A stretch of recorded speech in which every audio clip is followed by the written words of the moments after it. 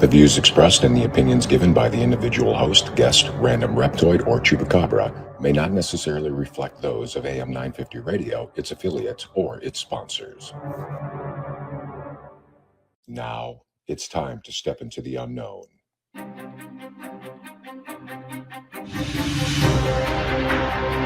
There are things people experience but never talk about.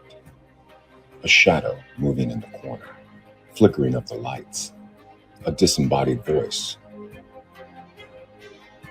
We invite you to talk with us. Share your story, share your experience, because this isn't just your story, this is our story. This is GhostBox Radio with Greg Bakun. And this is GhostBox Radio on AM 950, where every night we talk about the paranormal, ufology, Bigfoot, and so much more. My name is Greg Bakun. Thank you very much for joining me on this fantastic June Monday, our first Monday in June. Very happy to be here, and you can already feel the heat and stuff coming in. It's been a really, really nice day. Actually, it was, I think this weekend and today have been really nice here in the Twin Cities, so it's been very nice to do. I missed you all. I haven't been on since, I think, Wednesday of last week with a live show, and the next couple weeks are unfortunately going to be kind of the same way. So I do apologize. It's so, it's when people do like regular day jobs and they have like a day off or something, or they have something they can't do the job. A lot of times they're just like, oh, well, I have it, good to not have to go to work. It's so different for doing this show. I really do miss it. And I really miss interacting with all of you. So thank you so very much for joining in tonight. And, I've been really excited about tonight's show for a while. For me, when you take the sort of this idea of a president that you really didn't know what he was doing a lot of times in office, you take one of the most famous people in as a celebrity at that time, and I find him one of the most interesting people ever, to be quite frank. And you throw some aliens into it, that is something I am really, really interested in. And so there is this pretty interesting story out there that President Nixon and Jackie Gleason, who had been friends for a great deal of time, that Nixon was, and first of all, that Gleason was a avid believer in UFOs and was very much into that. That Nixon and Gleason were friends, and Nixon decided to kind of show Jackie Gleason a little bit of what he was looking for. So tonight we're going to be talking about the book, The Nixon-Gleason Alien Encounter, an investigation into Nixon's secret airbase meetings to view extraterrestrials. I have with me tonight author Paul Blake Smith.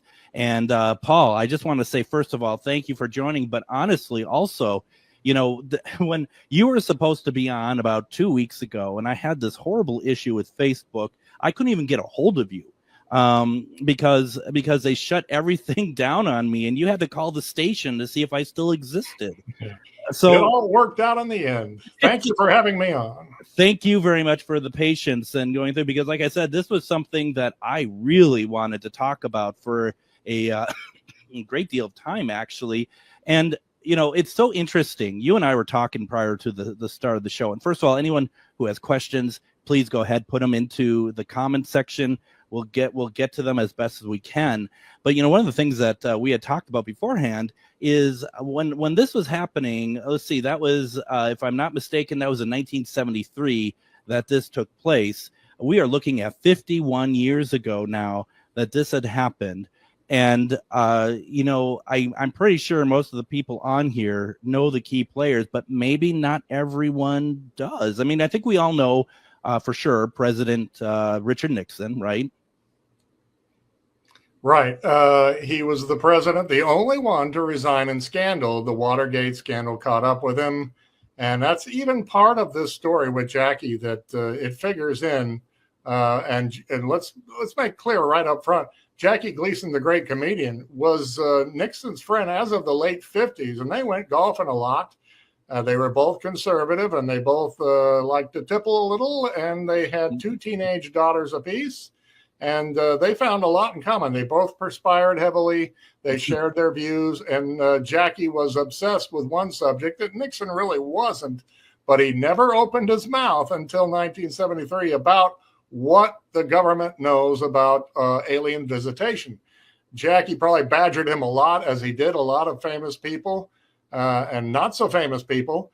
He was so obsessed with UFOs, he would buy all the UFO books and then call up the authors and quiz them, and then call up the subject matter within the books and call them up. And, everybody wants to talk to Jackie. So he used his fame and his power and maybe even his money to get the lowdown. He was obsessed with, I want the hard truth on whether we're being visited. And at first he offered $100,000 to anyone who can show me the hard proof.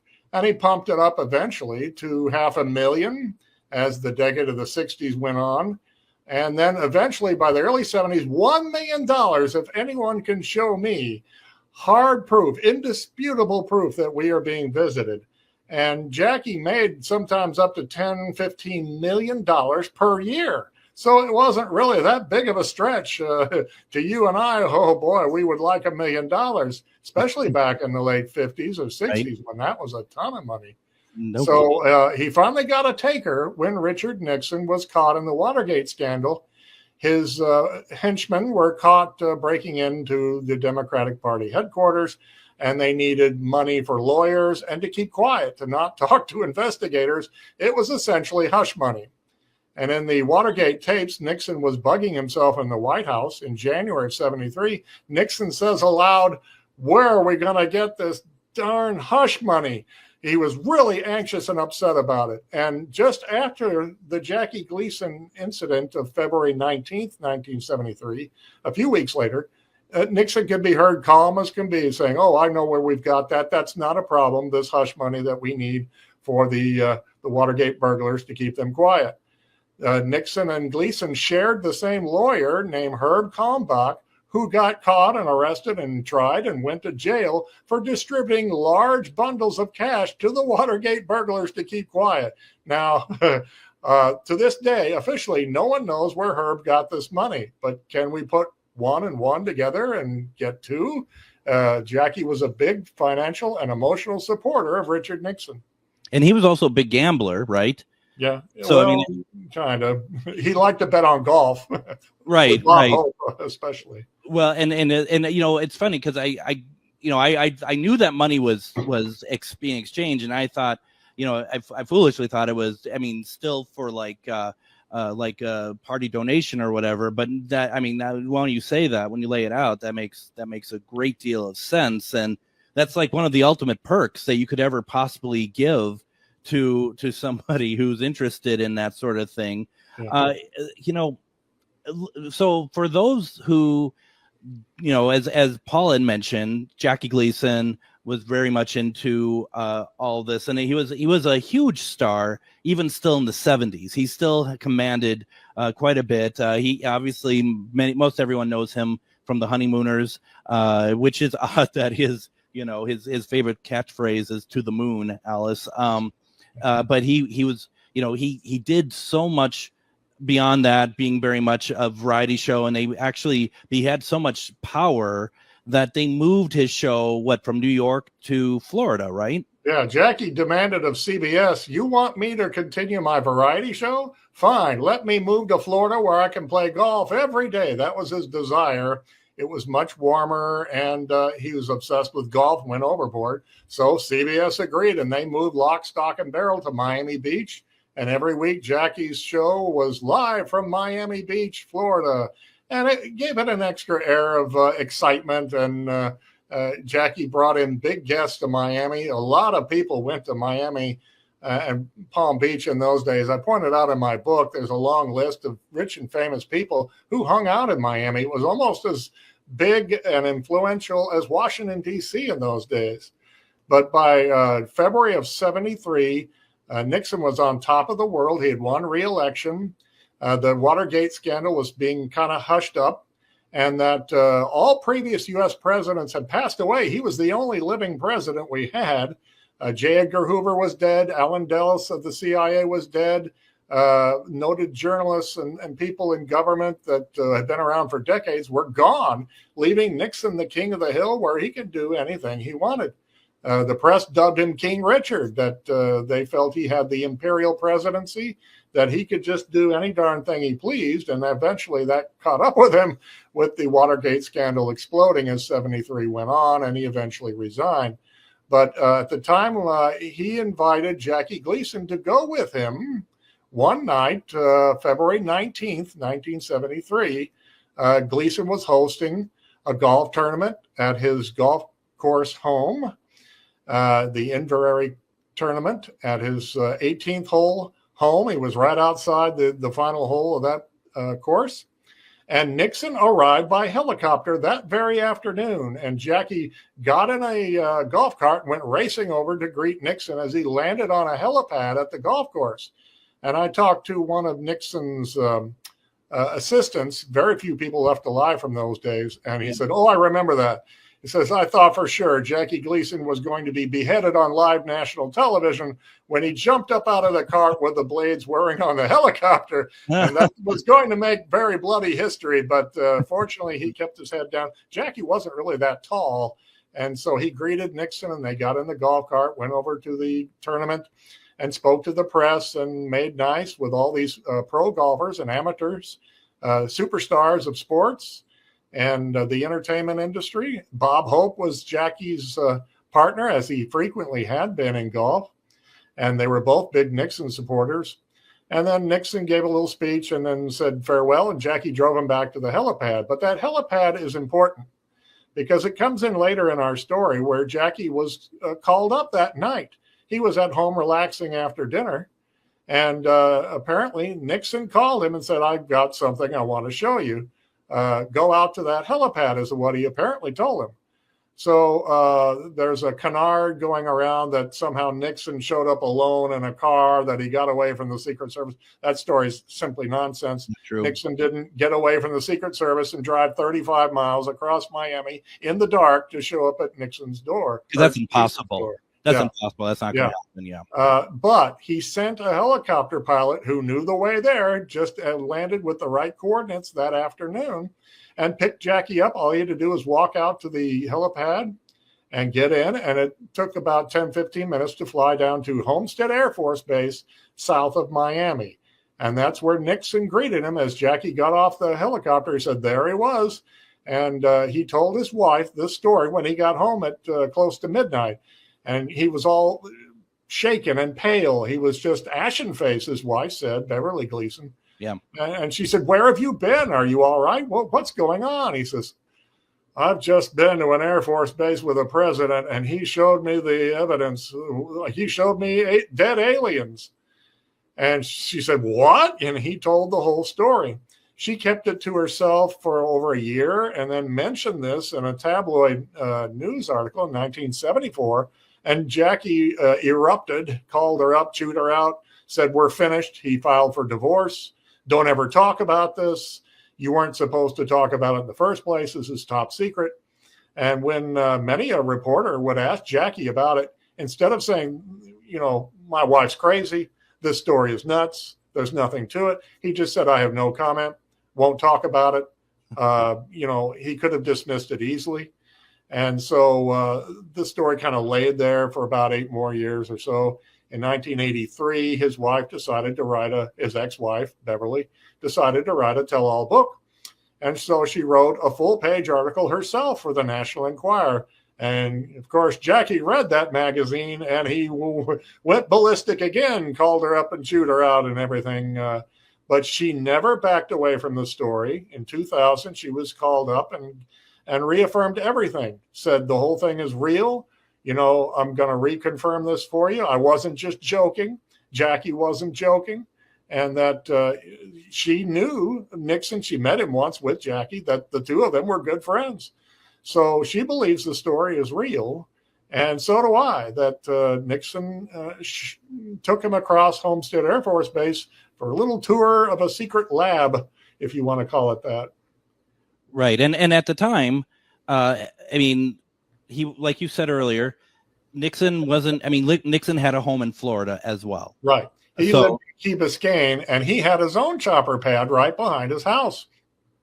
At government taxpayer expense, they put in this big floating chopper pad on the ocean right behind his Key Biscayne beach house. So he could take a helicopter ride of about 10, 15 minutes himself from Key Biscayne to Homestead Air Force Base.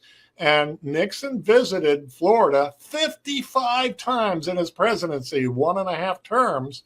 That's a lot of times to go down there, where he used Homestead Air Force Base almost every time. So you got to wonder what's going on here with what he showed Jackie that night. Absolutely. Paul, why don't we go ahead and do this? Let's go ahead, take our first break. When we come back, we're gonna talk more about this whole story. We're going to talk a little bit more of context. If you have any questions that you would like to ask Paul about this, please put them in the comments. You're listening to GhostBox Radio on AM 950.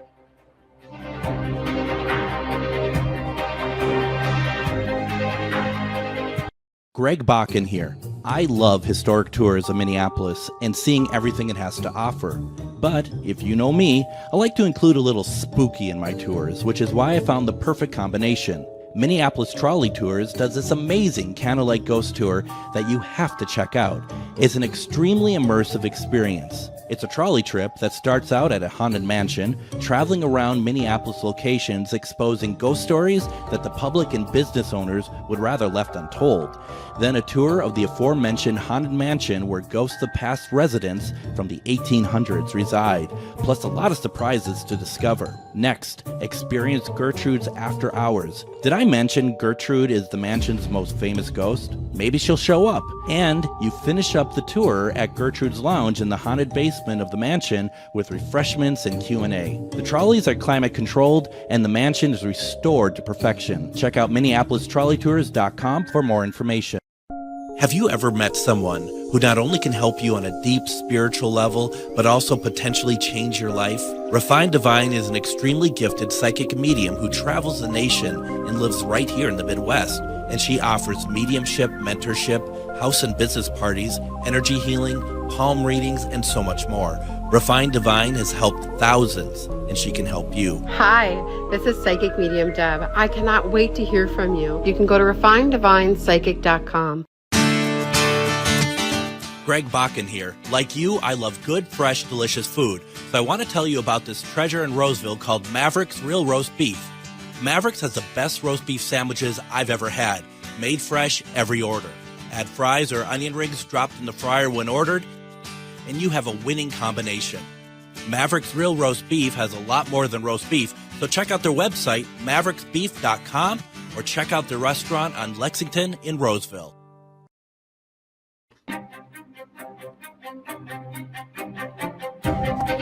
And it's time for Ghost Stories and Beyond. Join us this Wednesday, June 5th at 6:30 p.m. We're going to be having an event at Billy's Bar and Grill, as we do the first Wednesday of every month in Anoka. We're going to be in the basement. Ghost Stories and Beyond this month is where we're going to have an open mic night. We're going to be hearing your ghost stories. We're going to talk about some of the paranormal experiences that we've been having. It's a lot of fun. What's even more important, burgers are half price that night. So you definitely want to check it out just for that. They come on out. If you have a ghost story you want to share, if there's something you want to talk about, come on out. Let's talk about it. It's a lot of fun, and I'm looking forward to it. That's this Wednesday, June 5th at 6:30 p.m. It's $10 a person to come in, so definitely check it out. We have with us tonight author Paul Blake Smith, and we're talking about the Nixon-Gleason alien encounter, an investigation into Nixon's secret air-based meetings to view extraterrestrials.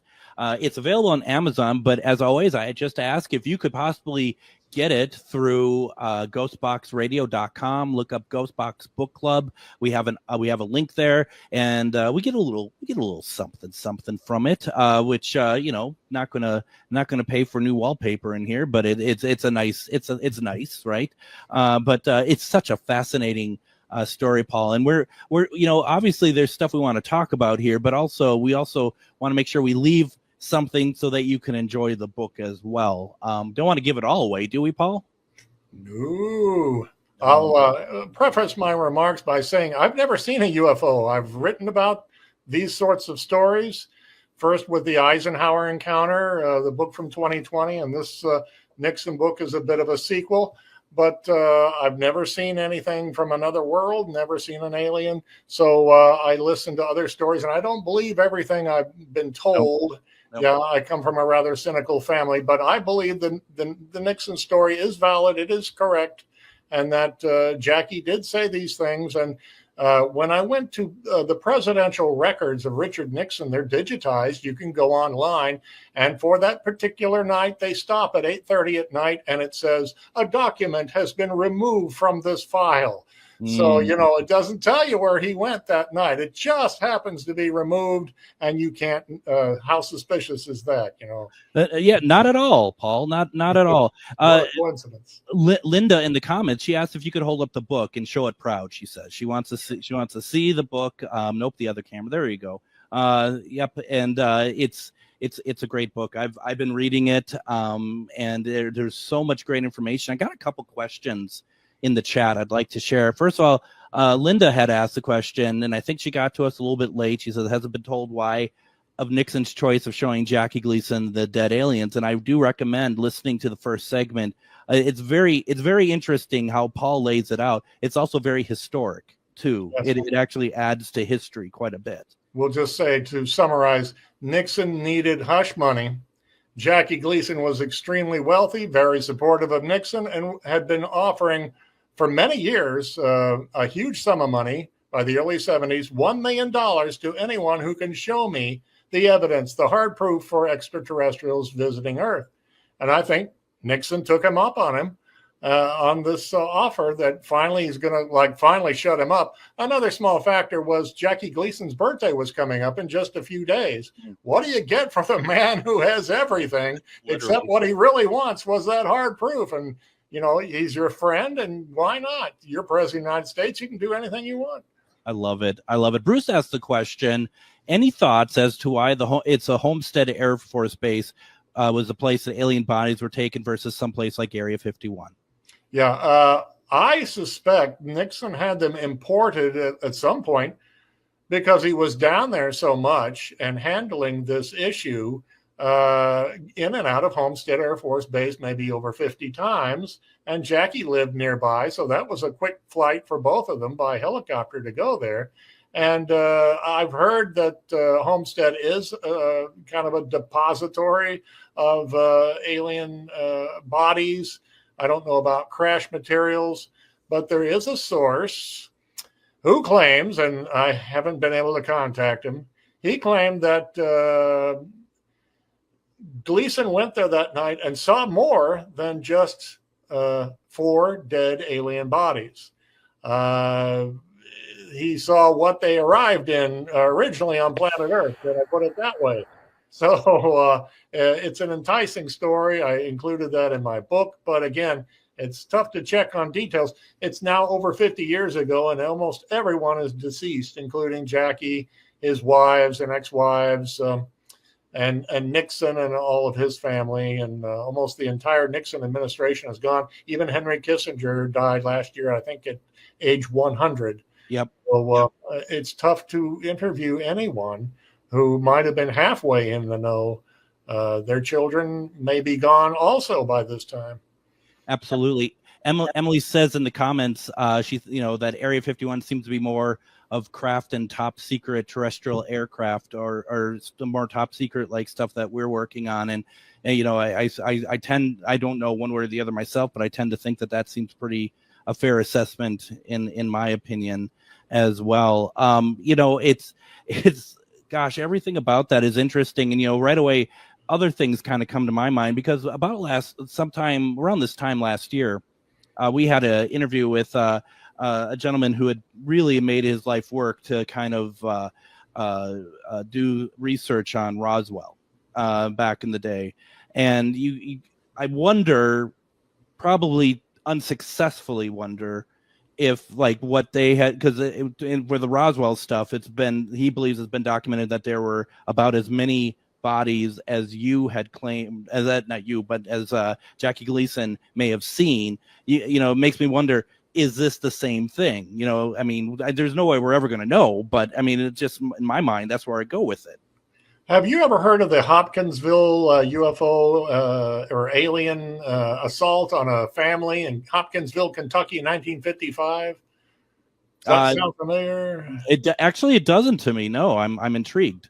This rural family were sitting down to dinner in the summer of 55, and one guy said he saw like a spaceship in the distance, and they all laughed at him. And then into the backyard stepped this strange alien, and he had big pointy ears, big bug eyes, and he was only like 2.5 feet tall, wearing either a shiny suit or just shiny gray skin or something. And it was bizarre looking. And then more showed up and kind of seemed to toy with the family, assault them. They pulled out rifles and fired back. Well, that's the description of what Jackie gave of the aliens at Homestead Air Force Base, with the pointy ears and the big bug eyes and kind of dwarfish. And that really doesn't match Roswell too well. No, they're more like the gray aliens that you would totally. Stereotypical the Greys. What seemed to have been recovered from a crash outside my hometown of Cape Girardeau, Missouri in 1941. Same description of what could have been more biological clones, they call them, because they were all identical, like they were punched out of a mold in a factory.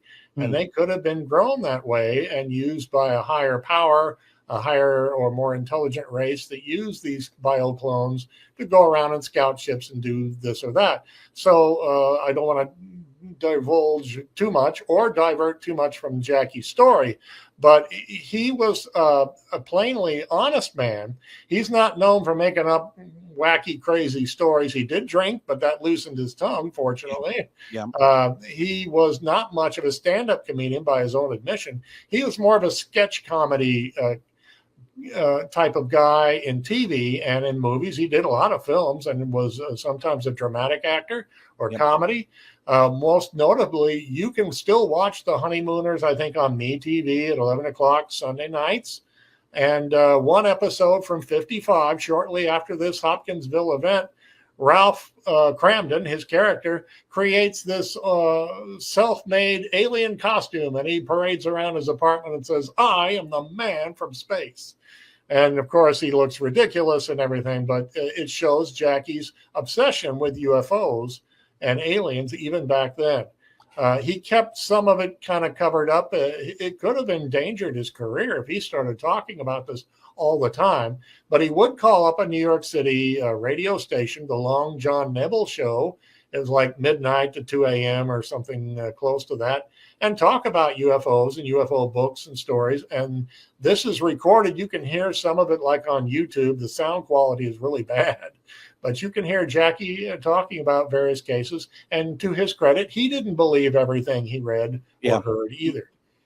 No, he seemed very well educated on it, and it seemed like he made a point of doing it. Emily puts in the comments, because I was going to say the same thing, that episode of The Honeymooners is actually makes its way into Back to the Future as well. As a little snippet that Marty McFly kind of seems to know the future of the Honeymooners there. Also, the fact that he built what was it? It was in New Jersey, around that area. They built a house the shape of a UFO. Yeah, in Chesterfield, just outside New York City. Jackie bought some land on the edge of a bluff, and he had custom built his own spaceship home. It was round with this great view of the valley, and people who came in there said it was like walking around in a spaceship. You were looking out on the space over this valley.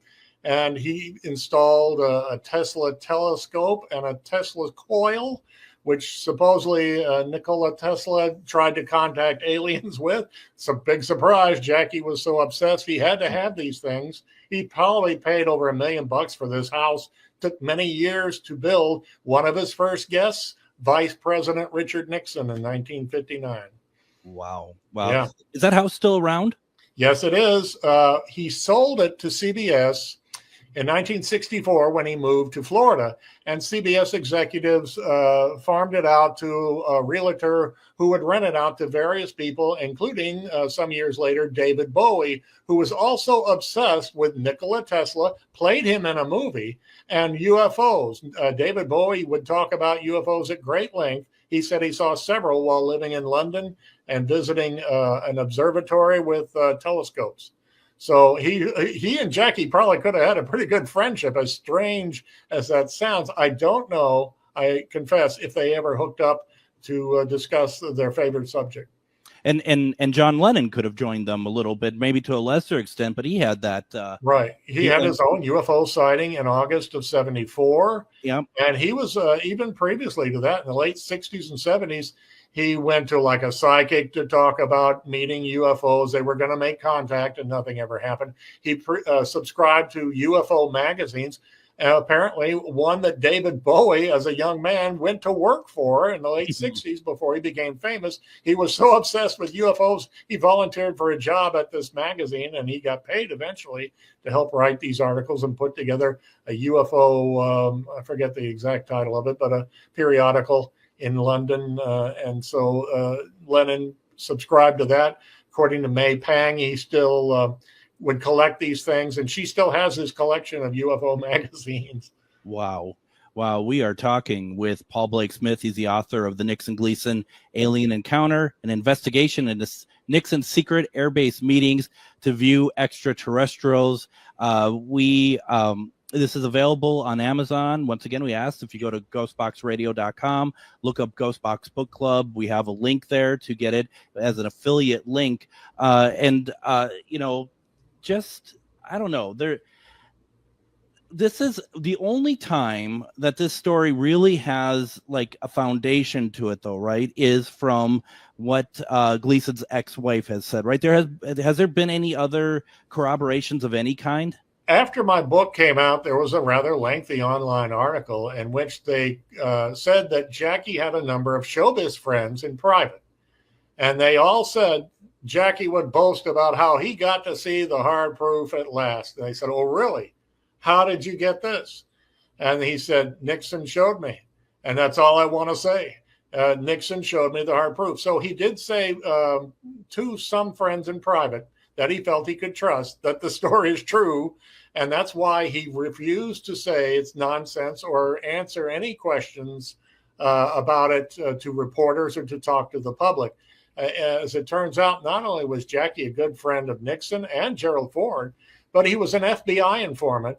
And he would occasionally slip some information to the head of the FBI for many years, J. Edgar Hoover, and his successor. This information was revealed after Jackie's death in 1987, where apparently he did not give a deathbed confession. He was clammed up on the story right to the very end. And he was really embedded, wasn't he? Yeah. He's buried in a big mausoleum in Miami in a Catholic cemetery, and it says, "And away we go," his catchphrase. It's inscribed in stone. I've discovered later that he was also a Freemason, and that they also keep a lot of secrets, and they have great interest in space and what's life all about. So he was apparently a 32-degree Freemason. Jackie had to be the best and know the most of everything. Yep. So there's another factor in him keeping his mouth shut. He really shouldn't have told his wife, but he blurted it out because he was so shook up that night when he got home. In legal cases, they used to call this excited utterance, that when a criminal would blurt out something at the time of a crime, you can use that in court as like almost as a confession. Well, this wasn't a crime, and Jackie was no criminal, but it was something that he emotionally unburdened himself to his wife and probably told her, this goes no further. It's just between us. And so I'm so grateful she did blab the whole story. Jackie was also into reincarnation, she said, and felt that in his dreams at night, he really relived some of his past lives. And so he was an interesting character, to say the least. He was into things that Shirley MacLaine later in Hollywood embraced and wrote about at length. But more in Jackie's day, you kind of kept your mouth shut to the public about it. He really did live life to the fullest, didn't he? Yes, I mean, he ate and drank and partied and knew all the celebrities. Frank Sinatra was one of his best friends, and Bob Hope. He would just snap his fingers and people would come running to pal around with him, play golf, go out to dinner. Jackie played pool and would hustle people even as an adult, and win some money at his pool game. He did so as a kid growing up. he would hustle adults, and that's how he stayed alive. He had no father, and his mother passed away at a young age. Yeah. And he had a rough life, but he dropped out of school, yet he was exceptionally bright. And he did a lot of reading. He had a huge library with like over 1,000 UFO and paranormal books that were eventually donated to the University of Miami. And you can go there to their reading room and see them. Jackie's UFO book collection. And he read all of them. Is what devoutly. He absolutely read everything. Oh, yeah. He was getting read and reread, yeah. And got hundreds of books a week. It's just incredible. Paul, why don't we go ahead and do this? Let's take another break. When we come back, I also want to talk about presidents in general and UFOs a little bit. And also any questions that anyone has, any comments, please continue to give them to us. We have more to get through. You're listening to GhostBox Radio on AM 950.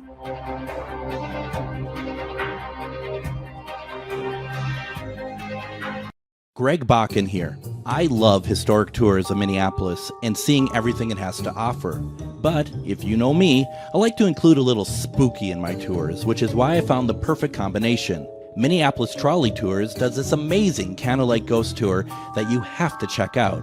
It's an extremely immersive experience. It's a trolley trip that starts out at a haunted mansion, traveling around Minneapolis locations exposing ghost stories that the public and business owners would rather left untold.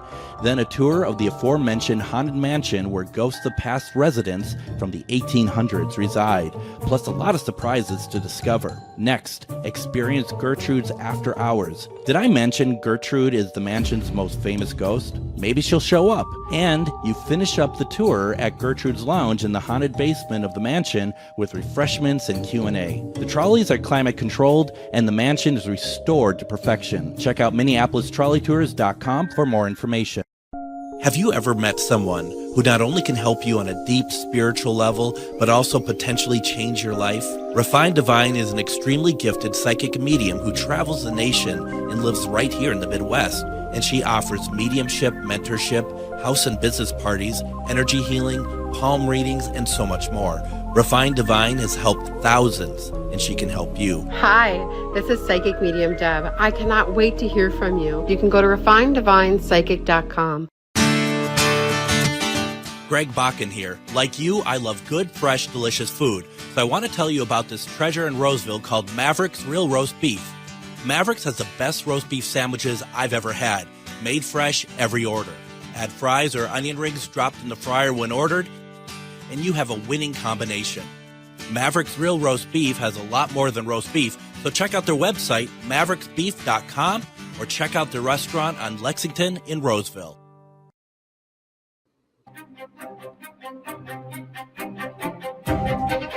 And join us tomorrow on GhostBox Radio with Greg Bakun. You had heard the commercial from Mega's Books. We're going to have Reverend Brianna Lee join us tomorrow. Amongst the many things that we're going to be talking about is going to be protection.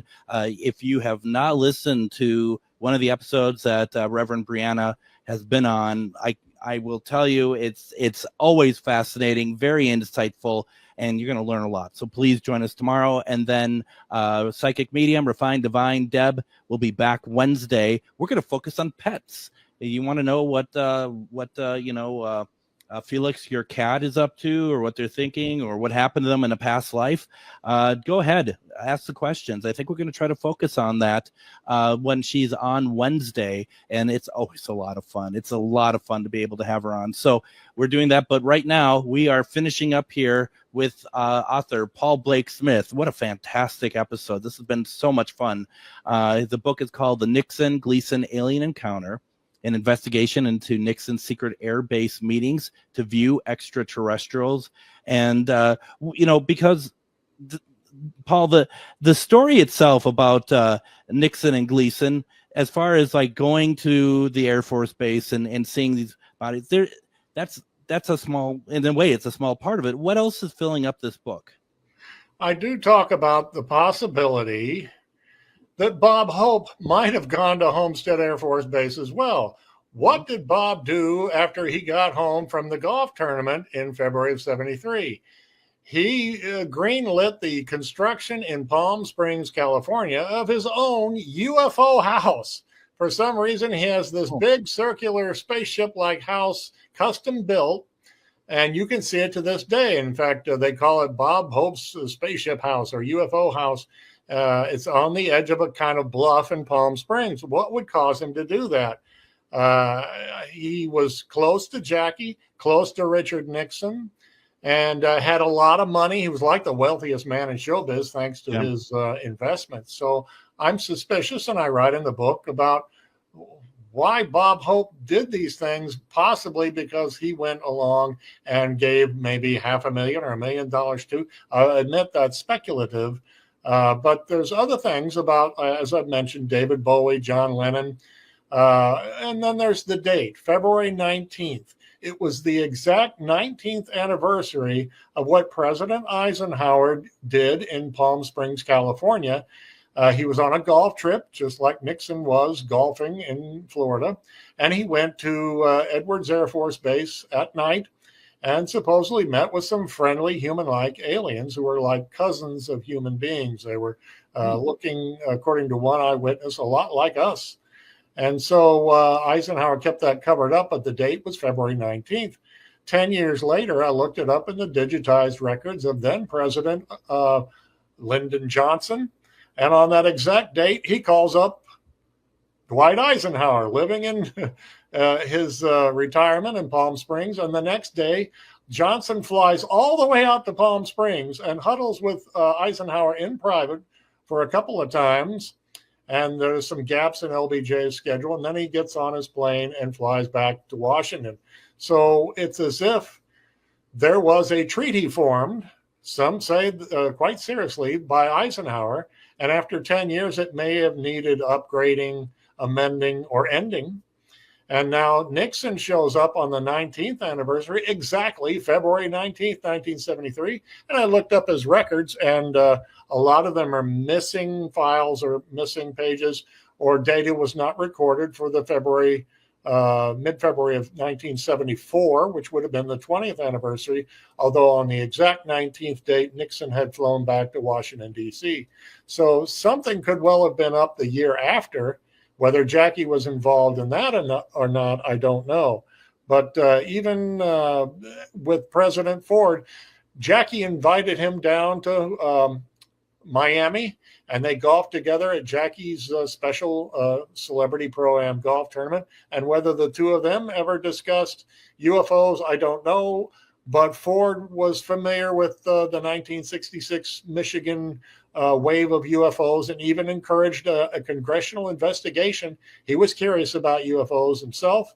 And then the story kind of dies out. I'm not sure how much presidents knew after Ford, Carter, and Reagan, who had their own sightings. Carter and Reagan did. And beyond that, it's becoming more and more mysterious how much presidents are informed. We see Clinton, Bush, and Obama go on late night talk shows like Stephen Colbert, and they'll just give a joke answer because the hosts want to know. Jimmy Kimmel and Jimmy Fallon, Stephen Colbert, they ask him, are we being visited or not? And they'll give a kind of a jokey answer, or I can't tell you, I can't talk about that, which, is an answer in itself. If you still can't talk about it, 10, 15 years after you've been president, something's going on, and it's top secret. And that if it wasn't, they could just dismiss it out of hand, say, I don't have any information. We're not being visited. But they never say that. No. And I've always my personal theory has always been that generally presidents don't know, because I really feel like of the last, 20, 30 years of presidents, that at least one, I don't think would be able to keep their mouth shut about whether or not what there is out there. So I don't know. It'd be very interesting. Now Emily asked the question, was Eisenhower in Skull and Bones? Not to my knowledge. No, he was in the military, and he was not a Freemason either. I don't think he was much of a joiner. He was a serious man. He was in charge of the troops in the Allied effort in World War II in Europe. And men's lives were at stake and the whole future of democracy. So he wasn't a jokey kind of guy. There is a story that he was confronted with many of these tales of Foo Fighters is what they call these lights or discs that would fly over Allied planes in the war effort in Europe. And he wanted it covered up. That he and Churchill were supposedly huddling about this even back in like the 1940s, that they felt that it would harm people's faith in Christianity and they might disrupt society in some manner. They were all deathly afraid of a scenario like the War of the Worlds radio broadcast in 1937, where people, not that many, but some did panic and grabbed their guns and went out in search of aliens landing in Grover's Mill, New Jersey, or around the country. Some people barricaded themselves in their homes, not realizing that radio play was just fiction. So that had to weigh very heavily on all U.S. presidents from Roosevelt, Truman, Eisenhower forward, that if you start talking about this stuff, the American people may not be ready to hear this. And even a friendly landing to speak to human-like aliens was just going to be too much. Eisenhower supposedly told that to his alien visitors on February 19th, 1954. He said, "Our world's not ready for you. We don't want you starting a panic. And so you're going to have to leave," is what he told them, as friendly as they were and as friendly as he tried to be. So I think they formed a bit of an agreement, maybe something even written down that says the alien creatures will come here, possibly at a base in Nevada in private, in secret, and otherwise keep it kind of at arm's length. Don't land in any major cities. Don't touch off a panic, and I think that's kind of held ever since. You got to wonder, not that necessarily that the end result would have been any different, but if Orson Welles' War of the Worlds never happened, if that radio broadcast never took place, if there would have been because we wouldn't have known the reaction, if the approach to UFOs may have been a little bit different. Like I said, I'm not saying that the end result necessarily would have been any different, but I mean, it did really set the tone, didn't it? Yeah, it's an interesting scenario that you present there. I think our government and our military had generally always had, when in doubt, cover it up, keep it quiet until we can study this issue. We don't want the public finding out. So that was a natural reaction in conservative times back in the 40s, 50s, 60s. Things began to loosen up, I think, in the 70s and 80s as we got Steven Spielberg's movies, TV sitcoms, Mork from Ork. It was Star Wars and thinking about life on other planets. People are much more open-minded and ready to hear the truth, I think, on this. And yet our government is still slow playing this, still hushing things up. Congressional hearings haven't produced a whole lot. And yet you hear from these congressmen who say, "Oh, we're getting lots and lots of stories, lots of confirmation that we know we're being visited." Okay, where's the proof? Get it out there. But they're just covering it up for some reason. Still afraid to release that data. Well, and we are about 5.5 minutes out from the end of the show here. What are your thoughts on the congressional hearings that took place last year? I mean, do you think that? I mean, you kind of allude to it. Do you think that we've made some good ground with that, or what's your thoughts? I think we have, and the government is still rattled and still wants to keep it locked up. There's a CIA agent, I think his name is John Ramirez or something close to that, who says that we are being visited. The government is hushing this up, and they want to continue for some reason through the year 2027, that something's going to happen that year. He doesn't know, and I don't know, and it's a very interesting thing. But I heard from another source I won't go into who said the same thing, that the government would like to keep this basically clamped down for another 3 years at least. So there you go. What's going to happen in the future, I don't know. You would love to have aliens take matters into their own hands, friendly ones, and like sit down on a football field during halftime and step out. But even that, would that be believed? People would think it was entertainment or a fake or AI or something. So it's AI is another factor in computer graphic imagery. That people can fake these videos. I've seen plenty online. Some of them are hilariously bad. You can tell that they just made them up at home on their home computer. And others are a little more believable and interesting looking. And you start to think, And when you have multiple sightings and maybe multiple views of people getting out their cell phones, and recording this and putting it online, it's getting tougher and tougher for the government to conceal and try to keep this hushed up. It is, and we like last year we had that whole supposed sighting in Las Vegas where there is multiple reports of actually seeing some sort of creature or alien or whatever we want to call them. Yeah. But to your point, it's like until there's something concrete, I don't know what really to do with that, because there's so much of it, and it's so easy to fake nowadays as well. It is. I'm a little skeptical the more I hear about that Vegas story. They sent the police in. They found nothing. They said that somebody had scuffed like a circle with their boot in the dirt of their backyard, and that makes me awfully cynical towards believing this story. But the story we need more hard proof. There was one policeman who said, I did see this falling light in the sky shortly before this was called into the police station, this story of aliens in their backyard. So there may have been something. There's a lot of UFO videos and sightings in the Las Vegas area for the past several years. There's a whole Facebook page on it that is quite fascinating. It really, really is. One thing that Emily did ask about that because she was just curious. Basically was when was the Battle of Los Angeles? That was because she was wondering about that with Eisenhower, and that was 1943. I think that was February of 1942. And I noticed that someone has mapped out the flight path of whatever this object was that was going up and down the coast. It came down over Los Angeles, kind of turned around and went north. And it happens to go right over Ronald Reagan's home neighborhood in Pacific Palisades. And I'm thinking, he had a lifelong interest in UFOs. I wonder what he saw that night. It was a crazy night in which the guns were blazing and lighting up the sky. But they did find that at least part of this story was an actual weather balloon was in the area, and they may have shot it down that night. But something else was going on. Yeah, no, that is incredible. Now, once again, the book is called The Nixon Gleason Alien Encounter, an investigation into Nixon's secret air-based meetings to view extraterrestrials. The author, Paul Blake Smith. Once again, it's available through Amazon. We do ask if at all possible, if you would consider getting it through our site, GhostBoxRadio.com, Ghostbox Book Club. You can get the affiliated link there. Paul, this was fantastic. I hope you had a good time tonight. Oh, I always do. It's a fun story. A U.S. president and like the most famous comedian on the face of the earth, maybe even to this day, people still love Jackie.